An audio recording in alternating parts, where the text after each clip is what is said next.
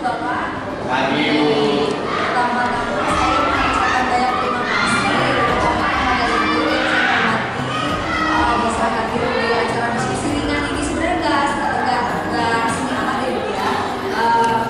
Ibu berkenan hadir di sini, Bapak mungkin ada kegiatan lain, tapi benar-benar meluangkan waktu gitu ya Bu ya di sini. Izinkan saya membacakan agenda kegiatan kita malam ini. Yang pertama, kita akan berdiskusi tentang visi dan misi sekolah. Yang akan kita diskusikan adalah apakah visi dan misi sekolah itu sudah tergambar dengan konkret begitu. Nah, apabila kan ada slogan atau visi itu ada slogan. Visi itu misalnya gitu, menunjukkan sekolah unggul. Nah, lewat misinya misalnya apa? Misinya adalah meningkatkan kualitas sekolah yang lebih baik. Kan itu masih kata kalimat ya Bu ya. Nah di sini kita akan berdiskusi apakah visi dan misi itu sudah tergambar secara deskriptif. Misalnya bagaimana supaya unggul, meningkatkan pembelajaran dengan model berbasis proyek. Kan jelas ya Bu ya begitu. Nah disinilah kita akan berdiskusi tentang visi dan misi sekolah. Apabila sudah yang terdeskripsi dengan baik, makanya ada Ibu juga selaku kepala sekolah, maka kita akan menyelaraskan program-program yang menunjukkan misi dan visi sekolah tersebut. Nah, melalui program yang akan disampaikan oleh Pak Budi.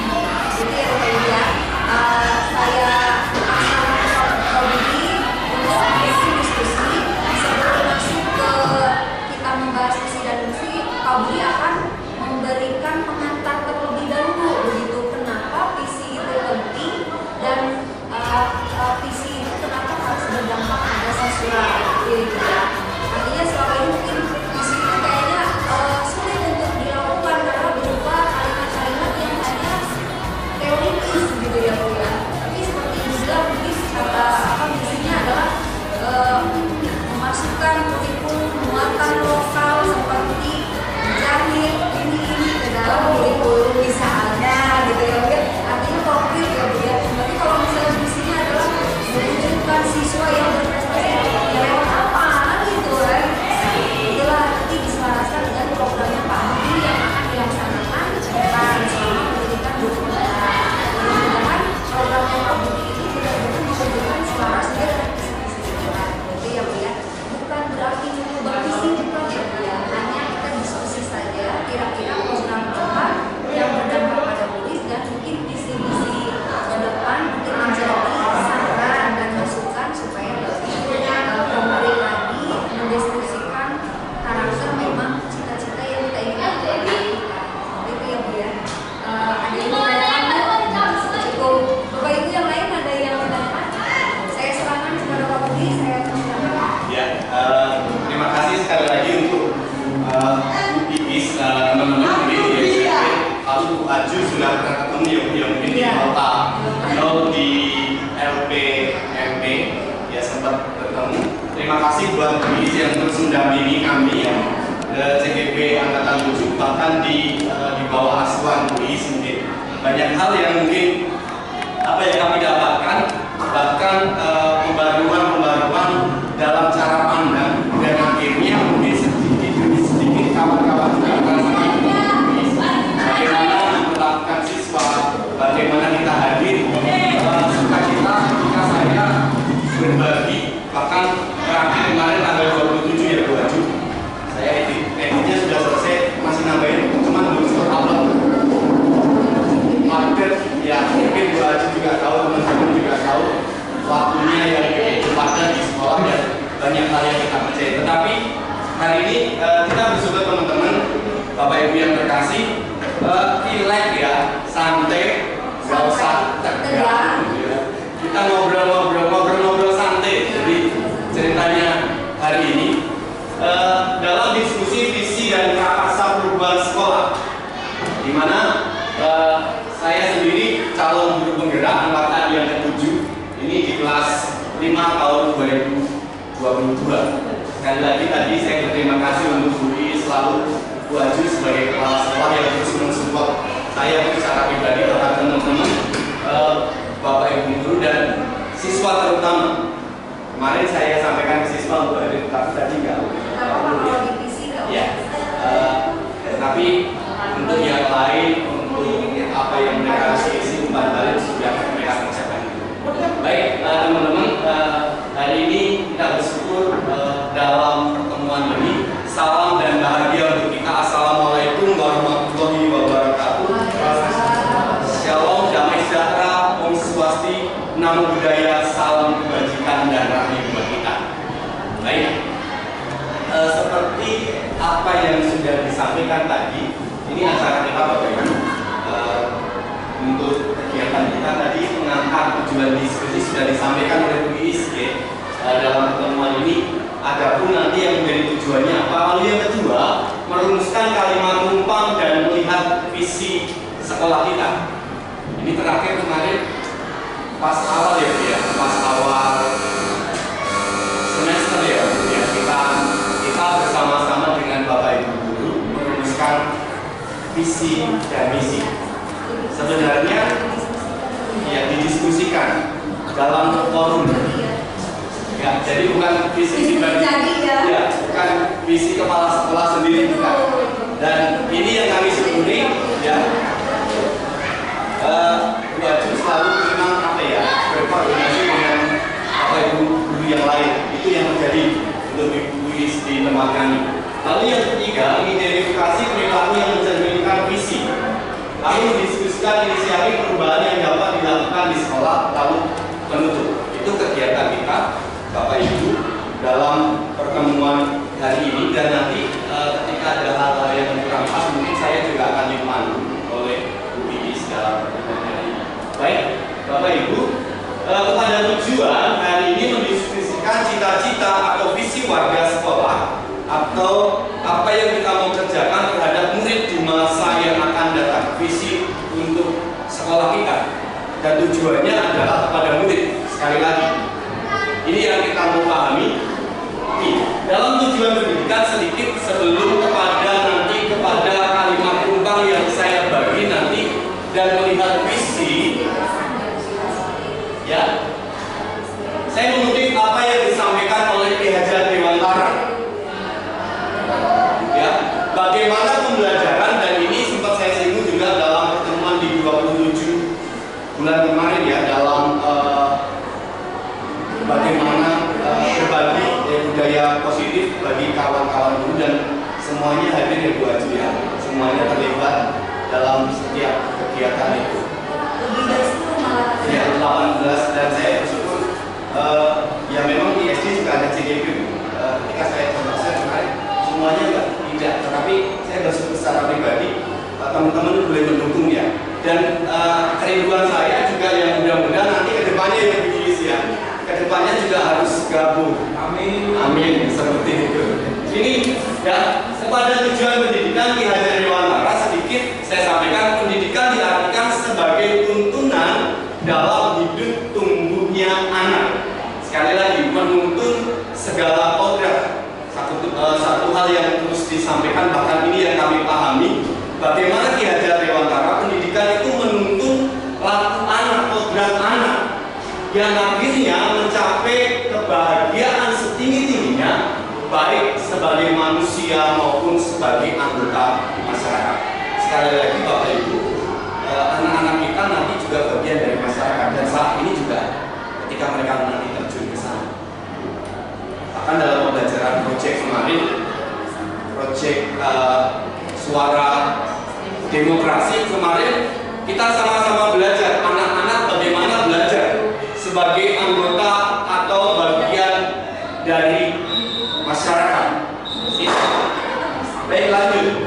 Nih, seorang pendidik hendaknya sekali lagi untuk mencapai tujuan pendidikan, seorang pendidik memberikan teladan hidup. Masih ingat Bapak Ibu, Ingarso, Sungsuodo, Imadyo, Manguntarso, Tuturi, Bandai, PKN paling hafal, asli, paling mengerti. Termasuk Aju ya, guru PKN juga. Ini artinya apa?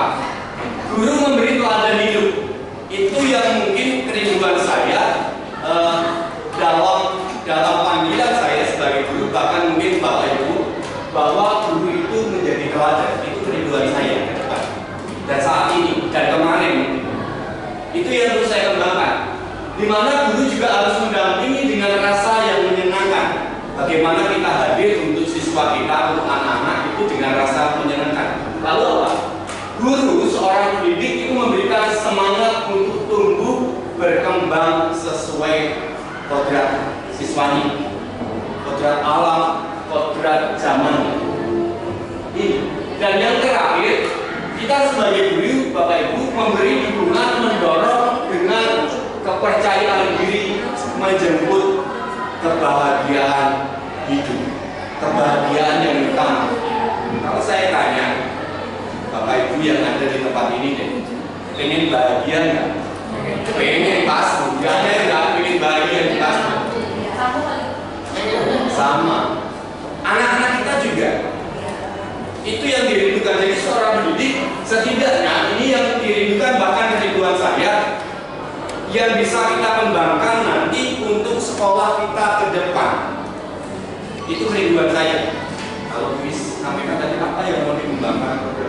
Ya bagaimana sekolah ini, sekolah yang bagaimana boleh mengembangkan, bagaimana memberikan keteladanan, bagaimana sekolah yang mendampingi, memberikan semangat, bahkan memberikan dukungan. Ini yang kita mau kembangkan, Bapak Ibu. Ini. Lalu yang terpenting, menghormati dan memperlakukan dengan sebaik-baiknya sesuai kodrat. Kita perlu menghargai. Seringkali dalam kehidupan kita sebagai guru, ketika saya merefleksi mungkin Bapak Ibu, bahkan dalam percakapan mungkin di kantor, ketika habis kemarin berbagi budaya positif, seringkali saya dengar, saya juga senang gitu Bapak Ibu.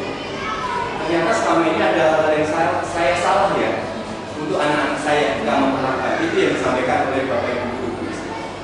Dan saya ketika berbagi dan ketika hal sampai hari ini, ketika beberapa minggu kemarin, saya merasa apa ya, sukacita dalam diri bagaimana kita dicas kembali mengerti panggilan kita sebenarnya.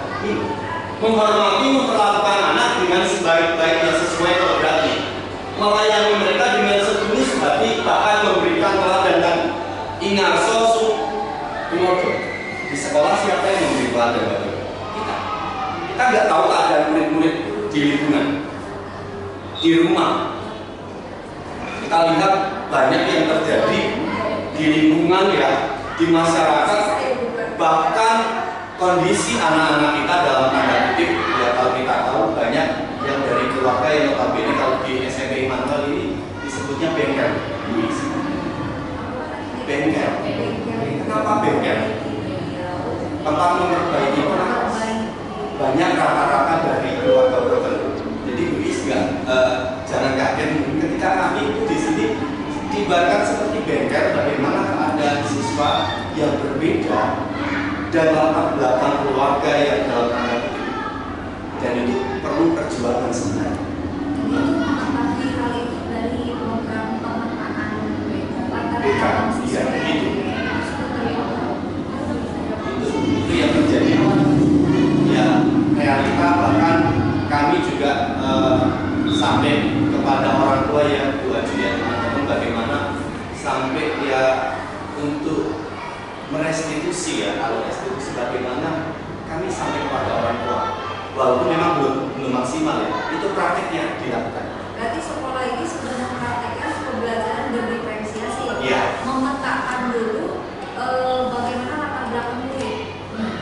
Apakah murid itu mau ngajarin PPKN, muridnya habis stres, emak bapaknya mau cerai misalnya, terus kita mau masukin PPKN dengan paksa, bisa nggak Pak? Kira-kira nggak masuk ya Pak.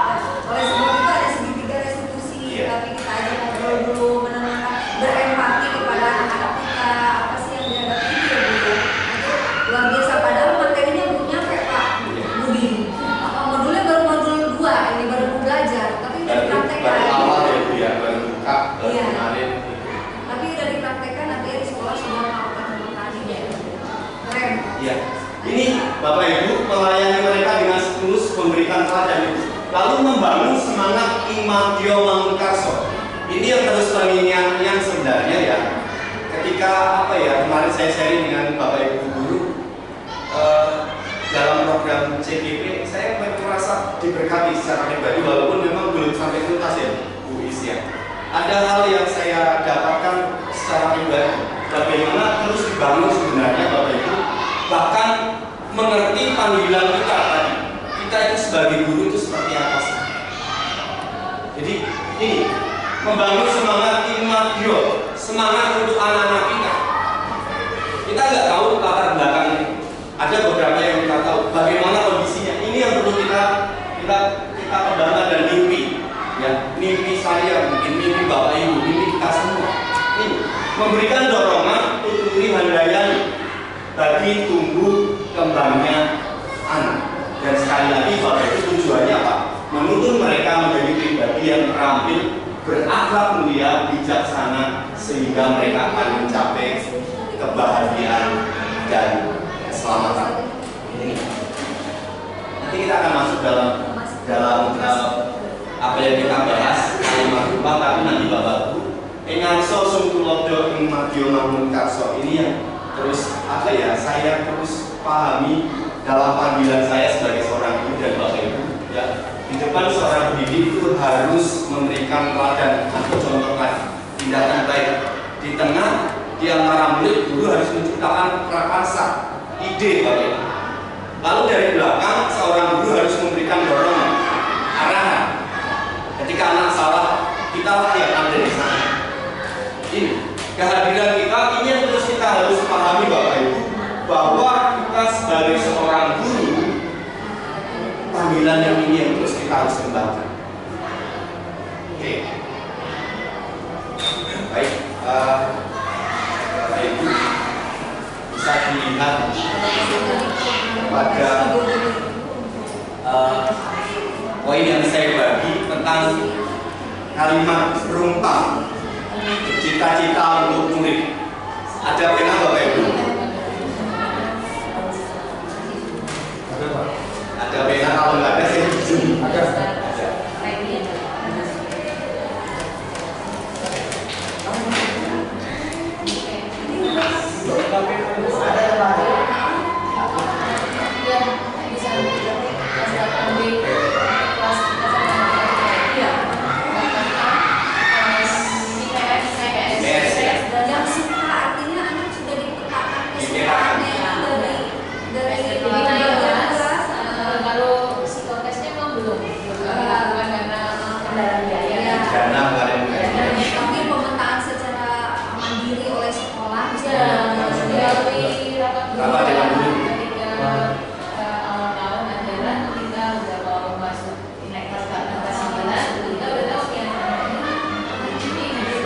Termasuk kemarin waktu sekarang ikut apa kemarin yang di OSN kami 3 siswa masuk di OSN 10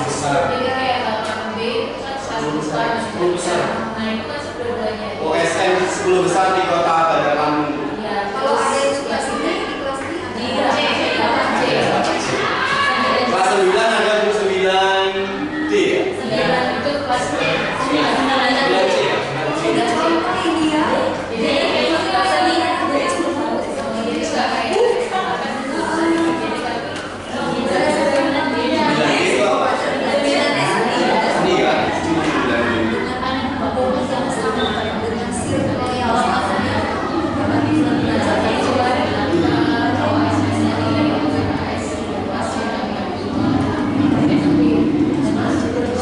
Besar gitu Pak ini.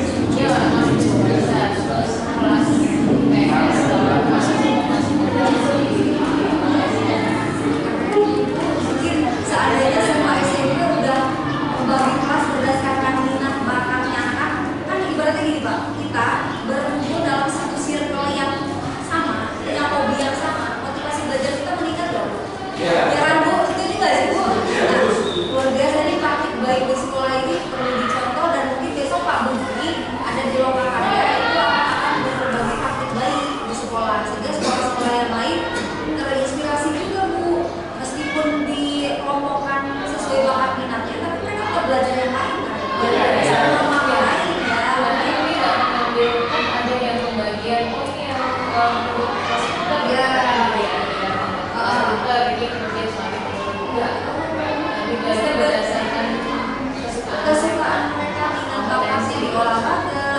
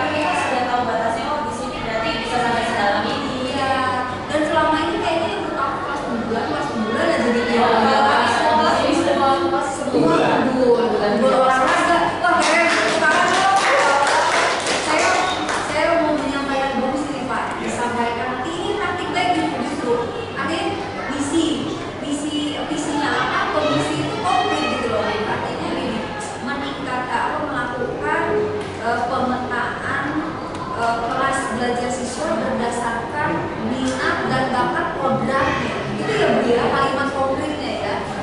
Artinya tidak hanya cuma slogan-slogan mewujudkan manusia yang unggul. Dengan apa gitu kan ya Bu ya? Ya dengan ini tadi Ibu membuat pengelompokan siswa berdasarkan minat bakatnya dari kelas-kelas itu. Dengan tidak mengelompokan berdasarkan nilai rapor, Ya. tapi berdasarkan Iya, Pak, Bri, kayaknya ini diskusinya sebenarnya kalau menurut saya semua rekan dan kepala sekolah sudah satu mindset yang sama tentang pemikiran belajar dewasa ya Pak Bri. Kayaknya nggak perlu lagi diskusi tentang kalimat tumpang ini Pak, karena kalimat tumpang ini sudah isinya tentang belajar dewasa gitu kan. Pertanyaannya gini Pak di kalimat tumpang ini, ya ini, misalnya gini. Di sekolah Bapak itu mengutamakan apa? Tentu kan berarti tidak mengutamakan hanya prestasi kan? Apalagi sudah mempraktekkan, ya, gitu kan ya. Kemudian pertanyaannya gini, apakah Bapak Ibu yakin semua anak punya kodrat seperti yang Pak Ade bilang? Ada teori konvergensi itu ya Bu ya? Ada nggak Bu anak yang mau jelek? Ada nggak anak yang mau bapaknya cerai? Nggak ada kan? Ternyata kita sepakat bahwa setiap anak itu baik. Setiap anak itu punya perilaku baik dan kita sebagai guru hanya tinggal menebalkan saja gitu ya Pak ya. Tapi kadang-kadang kita menjudge, kamu mau udah nakal aja gitu kan, padahal ternyata sama ya Pak. Kita sepakat semua ya Pak. Wah kayaknya nggak perlu dibahas Pak. Kalau biasa di sekolah lain, biasa kalau ada siswa nakal, orang tua dipanggil. Iya. Tapi kalau kami ada kami yang datang mahasiswa supaya kita lihat situasi di sana keluarganya berbeda. Namanya manggil ke sekolah, divisitasi dulu. visitasi. Itulah wujud programnya untuk mewujudkan belajar dewasa itu tadi ya Bu ya. Jadi kita nggak menjadi Iya, begitu. Boleh dimakan Bapak. Jadi Bapak Ibu, jadi kan awalnya kenapa disediakan rumah tumpang? Karena ada warga sekolah yang belum sama persepsinya. Iya. Ada yang nggak juga lah, ada anak yang nah gitu Bu. Jadi kita di sini tuh tujuan diskusi itu gitu. Tapi kalau menurut pandangan saya, ternyata warga di sekolah ini sudah punya pandangan yang sama. Jadi itu ya Bu ya. Langsung aja kalau beli ke visi sekolah. Ini kayaknya nggak perlu dibahas. 100 semua ya. Nah mungkin Kopi bisa sekilas nanti visi sekolah kita sudah selaras dengan profil belajar Pancasila atau dengan kurikulum standar kompetensi tulisan dan kita harus belajar Saya juga di tahun awal pelajaran seperti kita harus membuat kalau misalnya kalimatnya ada kepala sekolah bersatwa nggak bisa ini harus 5 tahun sekali. Berarti guru luar biasa ya, memang namanya visi itu harusnya setahun sekali dan itu dirembukan dengan waktu evaluasi, apalagi misinya yang akan kita ikuti. Jadi guru kepala sekolah inspiratif program yang kelas-kelas ini udah ibu itu mungkin ibu jadikan artikel kemudian kalau menurut saya kayaknya belum ada dari bilang bisa ibu buat artikel kalau tentang program yang tadi itu loh kelas kelas itu iya karena gini Bu kalau di SMA itu ada pengelompokan itu tetapi itu pun karena kurikulum mereka gitu loh. Kalau tidak kurikulum mereka tidak akan terjadi. Jadi sekarang kelas 11 itu anak itu boleh belajar biologi, boleh belajar IPS. Tapi kalau anak tidak suka dengan biologi, maka tak boleh usah ngambil pelajaran biologi.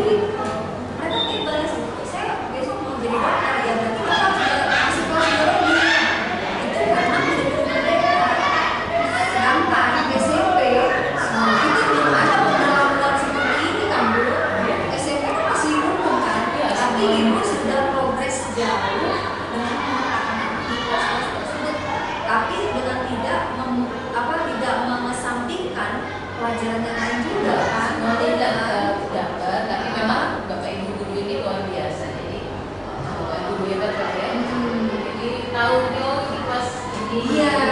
makanya mungkin tadi seperti itu. Kayak saya ngajar bahasa Indonesia kelas olahraga, saya mau ngajarin tek olahraga Sebenarnya mereka tertarik.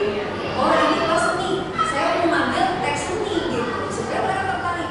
Nah persoalannya di kelas sekarang, saya ngajar bahasa Indonesia, teksnya itu tentang politik. Karena nggak ngerti kan ya. Iya. Gitu. Makanya ada apa sih Bu yang Ibu ajarin kan gitu. Nah itu Bu sebenarnya kalau menurut saya Imamnya sudah mempraktekkan jauh lebih cepat malah. Kalau SMA mempraktekkan itu karena ada kurikulum merdeka. Tapi SMP kan memang nggak ada kan. Iya, Tidak ada kebijakan untuk melakukan itu dan itu makanya menurut saya harus dijadikan artikel, kemudian nanti ikut ada lomba guru inovatif Bu. Dengan artikel itu menulis esai dan beliau tahu setelah ada dan saya yakin Ibu menang. Amin. Selamat Bayu. Bu Ayu luar biasa. Bahkan Ibu Ayu tadi ngobrol sama saya dulu keluar SMP bisa jahit gitu kan. Dan sekarang anak-anak kayaknya susah ya Bu. Tapi kita berbicara tentang itu mandiri, kreatif, berartis. Tapi gimana cara mewujudkannya? Kan itu ya Bu ya. Cara mewujudkannya supaya mandiri apa? Ya wujudnya seperti Bu Ayu bilang, saya dulu mah di sekolah 2 jam belajar jahit. Kalau sekarang kita cuma belajar ekonomi, biologi, yang itu hanya hafalan dan nggak tahu itu berdampak nggak juga dengan kehidupan kita sehari-hari. Walaupun ada ya Bu ya. Tapi kadang-kadang itu kita merefleksi, benar nggak sih Pak dulu pelajaran Bapak SD ditanya itu sekarang nggak juga kan Pak? Gitu. Nah, artinya gitu. Walaupun itu mungkin kalau di tingkat SMA hanya bekal untuk menuju perguruan tinggi saja ya kan. Tapi kalau untuk kemandirian dan kreativitas apakah bisa dengan hanya pengetahuan? Itu seperti itu ya Bu ya. Harus ketika selesai sekolah menengah gitu ya, mau masuk perguruan tinggi kompetitif banget. Ada yang bisa meneruskan, ada yang enggak. Nah di era yang kompetitif ini kan bagaimana anak bisa mandiri dan kreatif. Nah, untuk mewujudkan supaya kreatif ya seperti Ibu bilang tadi, gitu kan ya, dengan membuat kelas jahit, kelas apa harusnya ya Bu. Kayaknya besok ada inovasi lagi nih ya, ada kelas jahit. Bikin kolaborasi. Iya betul. project. Betul. Oke, luar biasa Pak Budi. Lanjut Pak Budi. Iya. Ada Oh iya, Bu. Sampai ada acara Maya Yayasan. Oh iya, Ibu nanti mohon izin Pak Budi kan di sini nanti memaparkan program yang kira-kira selaras dengan visi yang ada sekolah ya. Mungkin Ibu apa bisa ke depannya membantu Pak Budi untuk mewujudkan program Pak Budi. Iya, saya juga. Terima kasih banyak Bu sampai sejauh ini hubungannya. Sampai jumpa di bulan depan. Maret kesini lagi. Ya. Jadi makan. Maaf ya Bapak Ibu. Iya, iya, Bu, terima kasih. Lanjut Pak Budi. Iya. Terima kasih Bu Lis dan teman-teman hebat, guru hebat. Kenapa saya sampaikan demikian? Laju sebagai mentor buat kami sebenarnya Bu Lis. Bagaimana sekolah yang ramah ya sebenarnya ke anak, bagaimana menyelaraskan ke profil pelajar Pancasila. Mungkin Bapak Ibu kita singgung sedikit. Kalau kita lihat Bapak Ibu mungkin sering baca ini bagaimana profil pelajar Pancasila itu beriman, bertakwa kepada Tuhan Yang Maha Esa dan bertakwa kemudian. Lalu mandiri, bergotong royong, berkebinekaan global, bernalar kritis dan kreatif. Dan ini tidak bisa dicapai hanya dengan pengetahuan tadi. Seperti apa yang disampaikan Dan Bu. tidak bisa dicapai hanya oleh Pak Budi. Iya, Tapi pasti sendiri. dengan dukungan Bapak Ibu Iya, semua. harus. Makanya dikumpulkan di sini ya Bu ya. Tim ya Bu ya, sebuah tim Kolaborasi. ya kolaborasi di sekolah dan itu perlunya Bapak Ibu yang kita harus kembangkan dan itu juga sudah terrefleksi dalam setiap kegiatan Bu Bis. Bagaimana di sekolah, bagaimana ketika mengawali acara baru dan yang lain itulah kami lakukan. Bahkan kemarin dalam satu pesta suara demokrasi kemarin yang saya Iya, sampaikan betul. itu pembelajaran yang saya rasa sederhana dan baru buat anak-anak. Seringkali kan apa sih tetapi ketika mereka praktek sampai kepada pelaksanaan walaupun memang lucu ya, ada yang nggak tahu mau PPS saja ya mungkin Bapak Ibu kemarin mereka itu masih bingung harus diarahkan, tapi sampai kepada perhubungan suara dan yang lain dalam suara demokrasi kami belajar bagaimana juga mengerti ya bagaimana kemandirian itu dibangun bergotong royong ketika membuat proyek bersama-sama. Lalu mereka mengalami kreatif, artinya menciptakan sesuatu yang tadinya nggak tahu mereka buat bilik dan yang lain itu mereka bisa kerjakan. Itu nih. Jadi kalau kembali kepada 6 dimensi profil pelajar Pancasila Bapak Ibu, itu yang pertama beriman bertakwa kepada Tuhan Yang Maha Esa. Saya singgung sedikit. Artinya apa? Pelajar di Indonesia beriman bertakwa kepada Tuhan Yang Maha Esa. Berakhlak mulia adalah pelajar yang berakhlak dalam hubungan dengan Tuhan Yang Maha Esa, memahami ajaran agamanya sekali lagi, kepercayaannya serta menerapkan pemahamannya dalam hidup sehari-hari. Dan Pak Budi, Ya. untuk di sekolah ini untuk mewujudkan cita-cita yang pertama ada program apa ya Bu? Supaya berakhlak, beriman, mengetahui keagamaannya. Setiap hari kita ada ibadah, Ibadah, pembelajaran, oh iya. ada renungan sesuai dengan Tuhan. Sekali kita ibadah di gereja, setiap kali seminggu setiap kali satu kali itu wajib. Iya, wajib. Dua anak-anak Siswa. Siswa aja. Jadi jam renungan pagi kalau hari Senin setiap hari Senin memang ada ibadah. Jam upacara. itu mengambil jam pelajaran. Enggak, kalau memang sudah di Memang Ya, sudah termasuk ada dalam kurikulum, masuk dalam Sebelum kurikulum. inilah Pak Budi maksudnya. Mungkin besok Pak Budi bisa memprakarsai program yang lain yang berkaitan dengan peningkatan keimanan siswa-siswa gitu. Selain dengan program yang sudah ada ya Pak Budi. Mungkin ada ide nggak Bu kira-kira untuk meningkatkan Kalau yang saya anak-anak mau beriman selain itu apa? Kalau yang saya mau tuangkan, kalau kita kan di basic sekolah memang sekolah Kristen itu ya, dari basic ini hal yang terus kami kembangkan seperti ibadah itu masuk dalam program kurikulum di gereja, lalu di kelas, lalu setiap pagi renungan yang lain yang memang dalam mimpi saya yang saya akan kembangkan dengan kawan-kawan. Kebetulan ada guru agama yang tadi dalam kelas PA kalau kami itu ada itu apa Pak? dalam PA itu yang kami Oh, jadi kembangkan ya dibuat kelompok-kelompok kelompok gitu. nanti dalam diskusi yang ngaji lah. ya kalau di TVQ ya cuman Berarti saya nggak tahu ini kan bedanya. belum ada kan ya di sekolah. Belum. Nah ini maksudnya prakarsa perubahan yang Ya. dibangun oleh Pak Budi. Ya, ini Itu ya Bapak Ibu. yang saya Dan sampaikan tadi. untuk melaksanakan program itu Pak Budi perlu melibatkan rekanan ya Pak Budi. Iya. Ya. Jadi mohon nanti di rancangan program Pak Budi itu melibatkan rekan-rekan siapa yang bertanggung jawab, koordinatornya siapa gitu ya, dan bekerja sama dengan ibu kan gitu ya Pak ya. selain itu sebenarnya ya ada sih beberapa seperti retreat ya Bapak Ibu ya. Retreat itu sebagai Apa itu? kalau dari akar katanya retreat itu mundur sejenak dalam falsafah bahkan di kekristenan sebenarnya kalau saya share sedikit itu mundur Oh, sejenak. berarti pokoknya itu kegiatan keagamaan gitu ya. Keagamaan. Ya. Kalau misalnya kayak di kami itu sholat tahajud gitu kali ya, sholat duha gitu. Bukan Bu, lebih kayak pusat retreat. Oh, Ada pembinaan mental spiritualnya gitu. Nah, itu bisa juga jadi gagasan programnya Pak Budi ya. Kita Bisa keluar juga. dari Oh, gitu. Tapi itu ya. Beda dengan yang waktu itu Rifkin saya sampaikan mereka belajar di masyarakat. Ya. Kalau ini lebih ke mental keluarnya. Ya siap, bagus itu kan artinya di visi sekolah selaras dengan programnya Pak Budi gitu kan, yang juga diinginkan oleh program pelajar Pancasila.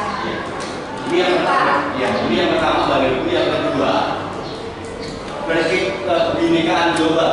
Artinya gini Bapak Ibu, pelajar Indonesia mempertahankan budaya luhur, lokalitas dan identitasnya dan tetap berpikiran terbuka dalam berinteraksi dengan budaya lain, sehingga menunjukkan rasa saling menghargai dan kemungkinan terbentuknya dengan budaya luhur yang positif dan tidak bertentangan dengan budaya luhur bangsa. Ini elemen kunci dalam pembinaan global. Kira-kira programnya apa ini Pak yang nyambung sama ada ide Ini, nggak? ini nanti saya banyak koordinasi mungkin dengan guru PKN dan yang lain. Ya, kalau Programnya apa Pak supaya anak bisa pembinaan kebangsaannya ini wawasan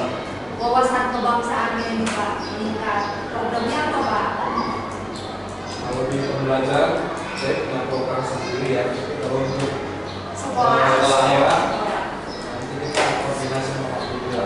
Oh Biar gitu. kita Sebenarnya begini Pak, CGP itu programnya tidak harus di sekolah Pak. Ada 4 keterampilan CGP yang harus dikuasai. Yang pertama itu adalah mengembangkan diri dan orang lain. Seperti Pak Budi lagi diskusi ini, di mengembangkan diri dan orang lain. Yang kedua itu adalah pemimpin pembelajaran. Nah, seperti Bapak bilang, saya punya program untuk pembelajaran saya. Itu sebenarnya udah Bapak calon CGP ya. Saya lihat ada makanya harus terus dimotivasi. Iya betul. Nah yang ketiga itu apa Pak Budi? Manajemen sekolah. Ya, Jadi Pak manajemen. Budi ini membuat program itu manajemen sekolah. Bagaimana mengubah visi, manajemen, mengatur segala nah ini belajar juga. Yang keempat itu adalah kepemimpinan program sekolah ya. Nah itu harus poinnya 4 semua Pak Budi Ibu. Makanya ada umpan balik dari Bapak Ibu ya Bu. Bagaimana perkembangan Pak Budi mohon dibantu ya Pak. Kemudian nilainya aman baik. Udah diisi semua. Bu. Oh, udah diisi semua. Tapi saya nggak kasih tuntutan dari kalangan biar lihat apa yang Apa ada? Iya. Nanti. Lanjut Pak. Ya, ini yang kedua. Lalu yang ketiga, bergotong royong. Artinya pelajar Indonesia memiliki kemampuan bergotong royong atau di sekolah kita menanamkan bagaimana siswa bergotong royong yaitu kemampuan untuk melakukan kegiatan secara bersama-sama dengan sukarela agar kegiatan yang dikerjakan dapat berjalan dengan mudah dan ingat. Elemen-elemen dari gotong royong adalah kolaborasi, kepedulian dan berbagi. Gimana Pak? Ada Oh. kebersihan sekolah ya Pak? Setiap Iya. hari ya harus ceria juga ya Pak. Kami ceria, Kamis ceria, ya. yang pernah saya sampaikan. Ada olahraga, ada diskusi. Itu yang program yang mau terus dikembangkan. Kalau kemarin aksi sosial. aksi sosial. Iya, Jadi bukan apa sih kemarin kalau klinik itu juga kan kita ya. Ya. Jadi waktu klinik kan masyarakat Ya. gitu. Jadi anak-anak yang akan mendidik ini diminta juga untuk membantu. Kami tanya sebenarnya kebutuhannya apa. Jadi dibilang ATK aja. Jadi anak-anak mengumpulkan seikhlasnya gitu. Jadi mau kumpul 2 buku, 3 buku terserah gitu. Ya, itu pasti bergotong royong. Iya. Itu pasti selaras sama ini ya Bu. Iya.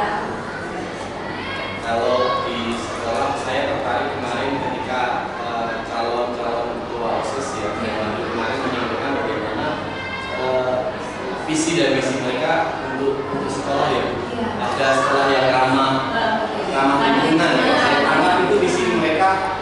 Lalu ketika teman-temannya ada sesi tanya apa yang bisa dikembangkan. Si Paslon katakan ya adanya kegiatan membersihkan lingkungan sekolah ya itu yang program itu kami tangkap juga bagaimana anak dalam pemikirannya dia tumbuh dan mengerti tentang keadaan walaupun memang belum seluruhnya tetapi itu yang terus kami pahami bagaimana tentang bagaimana dan itu program yang terus ya menjadi mimpi bukan saya secara pribadi tapi semua stakeholder yang ada di sekolah ini. Lanjut kepada yang keempat itu mandiri Bapak Ibu. Mandiri itu pelajar Indonesia merupakan pelajar yang mandiri yaitu pelajar yang bertanggung jawab atas proses dan hasil belajarnya. Elemen kunci mandiri itu terdiri dari kesadaran akan diri dan situasi yang dihadapi serta regulasi diri. Ini kalau ditanya programnya kemandirian ini.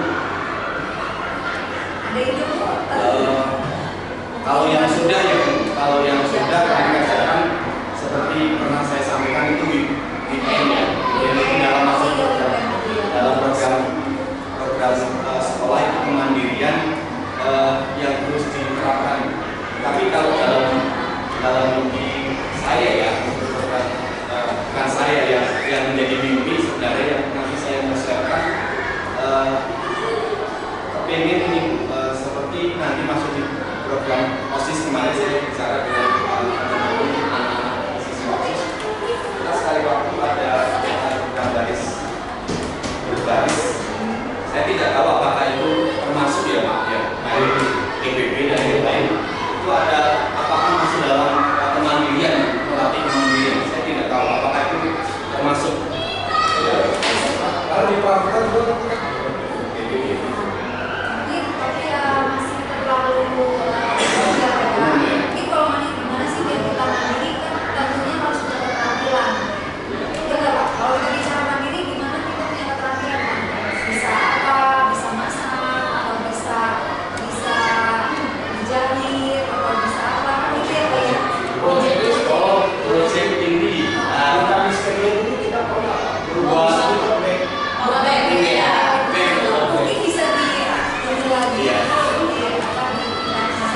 mungkin ini isi ya, saya ingat dalam pembicaraan dengan guru-guru dan kawan, bahkan guru bahasa Lampung dalam sebuah bagaimana kita kemandirian membuat lidah-lidah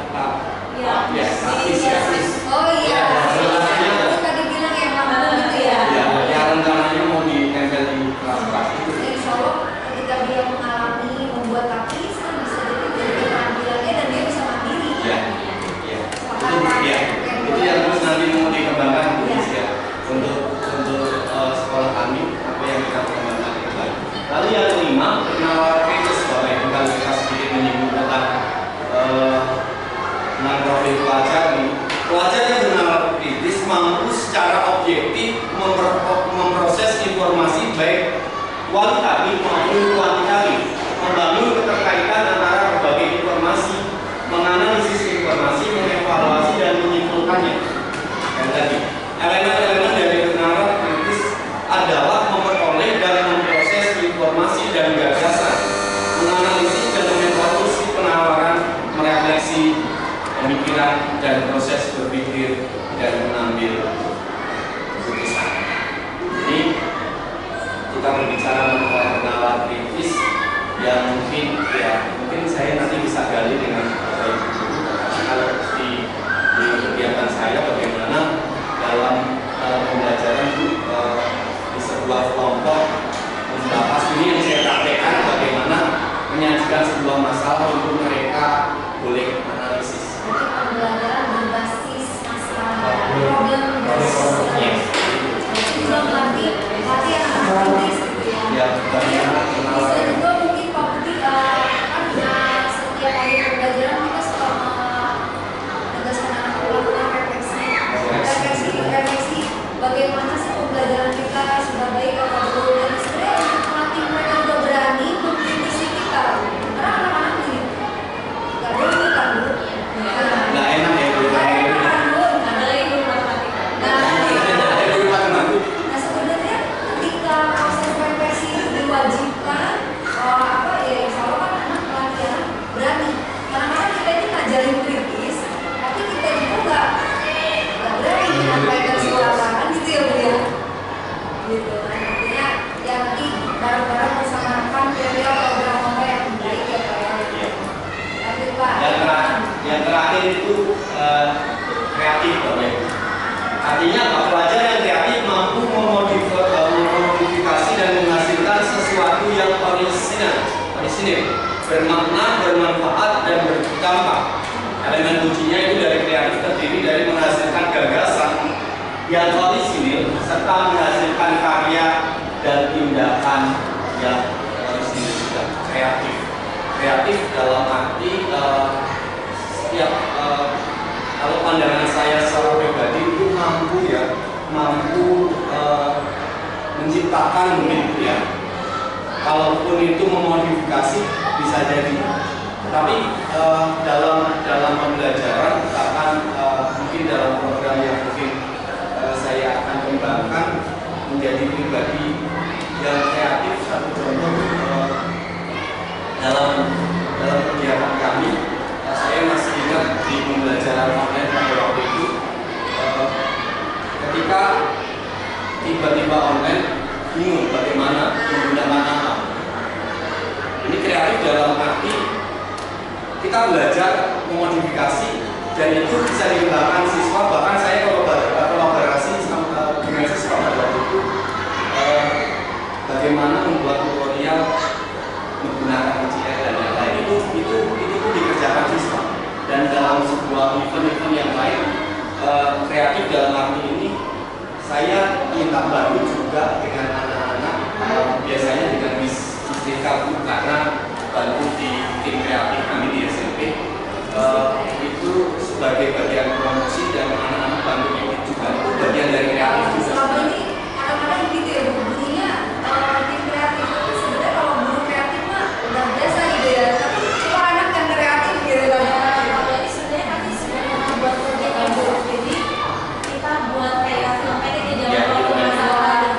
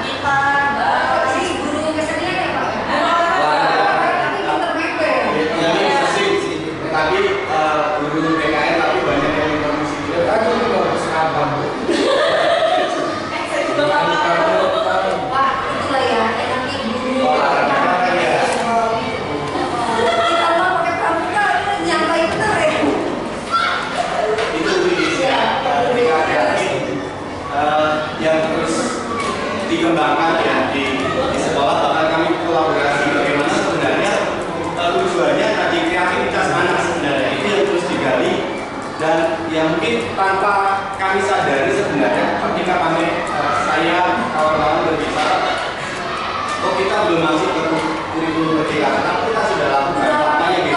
Kalau menurut saya malah kayak pembagian kelas itu ya biasanya ide bagus, tapi tetap tidak mengedepankan pola ini. Tetap belajar karena kan kami SMP itu memperkenalkan semua pengetahuan. Kalau di SMP itu di kelas 11 dia karena nggak suka biologi, nggak bisa belajar biologi. Kalau di SMP sekarang kurikulum merdeka, karena udah fokus ke melanjutkan pendidikan yang dia sukai juga. Kalau dulu kan IPS ya IPS gitu kan. Kalau sekarang enggak, kalau anak IPS suka IPA mau belajar IPA boleh masuk ke kelas IPA. Dan itu juga kami udah baru mau mencoba ya Pak, kelas 11 sebelum nih Pak. Dan kita berpikir gimana cara praktekinnya ya. Jadi kelas biologi. Ada mata pelajaran pilihan dari apa boleh memilih pelajaran? Jadi kita harus menyaksikan kelas, movie kelas gitu. Bikin kelas gitu. Terus kalau ada satu yang sama sekali tidak diminati gimana?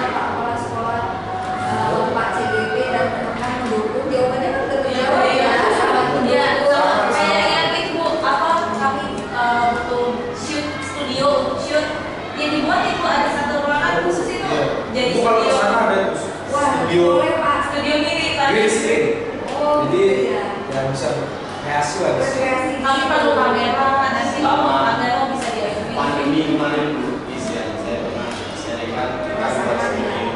Tapi sekarang agak dibuka karena mau diperlebar. Tapi dicek. Iya. Karena mau diperlebar untuk tahun ini ya. Iya. Ya kalau diizinkan memang 4 kelas jadi kelas ini juga kita buka kembali. Itu tantangan sekolah-sekolah swasta. Tantangannya sama. Iya. Kita meraih siswa juga terus kita pikirkan Iya. tapi pasti dengan sekolah yang berkualitas nggak akan kehilangan siswa. Iya. Benar nggak? Iya. Dan apalagi siswanya dengan potensinya dikembangkan, perlakuan gurunya itu yang penuh, misalnya nggak bakalan kepulangan kan ya Bu ya. Baik, itu ke-6 profil pelajar Pancasila. Yang terakhir udah mau di ujung-ujung. Coach kayaknya, coach dari Pak Budi. Kata-kata ini. Kata-kata. Kan belum melihat itu ya, melihat apa tadi visi sekolah ini. Iya, tapi kayaknya udah selaras ya. Mungkin sedikit ini tentang kurikulum ya, dasar kurikulum yang saya sampaikan. Menurut Undang-Undang 20 tahun 2003 tentang sistem pendidikan nasional sebagai upaya mewujudkan 3 strategi ya, yaitu pengembangan dan pelaksanaan kurikulum berbasis kompetensi, lalu pelaksanaan otonomi manajemen pendidikan, dan pemberdayaan peran serta masyarakat. Kalau kita lihat ya, ini selalu dibahas, bukan berarti saya yang paling pintar di kurikulum karena kebetulan saya pegang kurikulum, tidak, tetapi saya Cuma koordinasi. ini mengkaitkan aja Ya. standar kompetensi lulusan yang diinginkan dengan isi sekolah gitu ya Pak ya. Iya. Karena ternyata di standar isi itu hanya mewujudkan peserta didik yang beriman, gitu kan. Artinya selaras kan, gitu, beriman. Kita tuh sebenarnya pengen siswanya beriman, bukan yang siswanya pintar matematika tapi nggak beriman kan gitu kan ya sudah sepakat. Nanti Pak Budi. Ya, ini sedikit bagian-bagian terakhir sebelum nanti konklusi terakhir, sebelum nanti kita tutup Bapak Ibu ya. Kurikulum itu seperangkat rencana pengaturan mengenai tujuan, ini yang kita bahas di awal semester ya, di tahun ajaran baru, dan itu kita terus kerjakan di setiap tahun dalam rapat, yaitu mengenai rencana pengaturan mengenai tujuan, isi dan bahan pelajaran serta cara yang digunakan untuk mencapai tujuan pendidikan. Sekali lagi ya, yang intinya ya, tujuan pendidikan itu ya untuk tujuan pendidikan nasional serta kesesuaian dengan kekasan kondisi dan potensi yang ada di daerah atau di sekolah kita. Oke, itulah kurikulum. Makanya selalu setiap tahun, bukan berarti apa ya, kita lebih setiap tahun bahas kurikulum bagaimana program ke depannya, tidak, tetapi itu sebagai acuan yang bisa. Bahkan teman-teman di sini bersama-sama menyusun bagaimana apa yang kita mau kembangkan, dan tujuannya sekali lagi tadi dalam tujuan pembelajaran, bahkan sesuai profil pelajar Pancasila, bahkan apa yang disampaikan Ki Hajar Dewantara, bahkan dalam statementnya yaitu bumi itu menjadi teladan yang artinya apa? Kebahagiaan yang sebesar-besarnya kalau saya pahami ya, itu yang harus direfleksikan untuk anak-anak yang dipahami, bahkan itu yang terus harus dikerjakan. Itu bagaimana mengenai kegiatan kita yang terakhir ya. Ini lanjut saja, saya kutip dari Malcolm ya. Dia katakan pendidikan itu tiket ke masa depan hari esok dimiliki oleh seorang yang mempersiapkan dirinya sejak hari ini.